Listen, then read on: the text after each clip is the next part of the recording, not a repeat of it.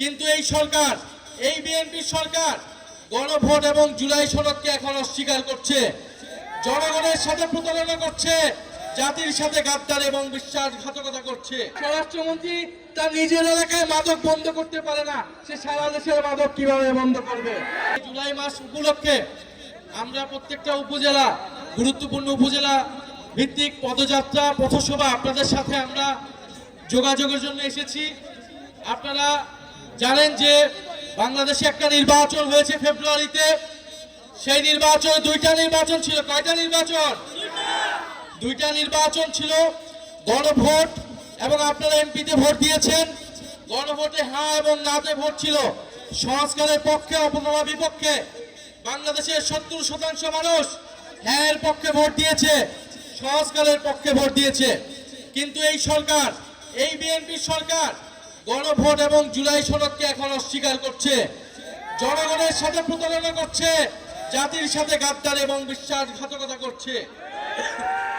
প্রিয় এলাকাবাসী, আমরা 5টা দাবি নিয়ে এসেছি। এই গণভোটের গণরায় বাস্তবায়ন করতে হবে, যার মাধ্যমে সংস্কার হবে, দেশের পরিবর্তন হবে, যেটা আপনার আমার আকাঙ্ক্ষা ছিল জুলাই গণ অভ্যুত্থানে। যে আকাঙ্ক্ষার কারণে আমরা এই পরিবর্তন দেখার জন্যই শেখ হাসিনার বিরুদ্ধে রাজপথে নেমেছিলাম। দ্বিতীয়ত, আমরা তরুণদের কর্মসংস্থানের দাবি জানিয়েছি। তৃতীয়ত, আমরা বলেছি যে বাংলাদেশের এই যে বিদ্যুতের সংকট, আপনাদের এলাকায় কি বিদ্যুৎ আছে? ঘরে ঘরে বিদ্যুৎ আছে? লোডশেডিং হয়, দৈনিক 7 থেকে 8 ঘন্টা করে লোডশেডিং হয়। এই লোডশেডিং সমস্যার সমাধান করতে হবে। এই সরকার কমিটমেন্ট দিয়েছিল, প্রতিশ্রুতি দিয়েছিল তারা বিদ্যুতের সমস্যার সমাধান করবে, কিন্তু এই যে বাজেট দিয়েছে, এই বাজেটে আমরা এমন কিছু দেখি নাই তারা বিদ্যুতের সমস্যার সমাধান করতে হবে। ফলে অবশ্যই ঘরে ঘরে বিদ্যুৎ দিতে হবে এবং দ্রব্যমূল্যের নিয়ন্ত্রণ করতে হবে, মানুষের নিয়ন্ত্রণে অধীন আনতে হবে। এছাড়া সারা দেশে আইন শৃঙ্খলার বেহাল দশা। আপনারা জানেন যে কয়েকদিন আগে সংসদে স্বরাষ্ট্রমন্ত্রীকে তার নিজের দলের এমপি বলেছিলেন মাদক কারবারির সূতিকাগার হচ্ছে সেই কক্সবাজার থেকে। স্বরাষ্ট্রমন্ত্রী তার নিজের এলাকায় মাদক বন্ধ করতে পারে না, সে সারা দেশের মাদক কিভাবে বন্ধ করবে? সে সারা দেশের আইন শৃঙ্খলা কিভাবে ঠিক করবে? ফলে এই যে কালীগঞ্জে মাদক কারবারি আছে কি নাই? আছে। প্রত্যেকটা জেলা উপজেলায় মাদক কারবারি দিয়ে ভরপুর হয়েছে।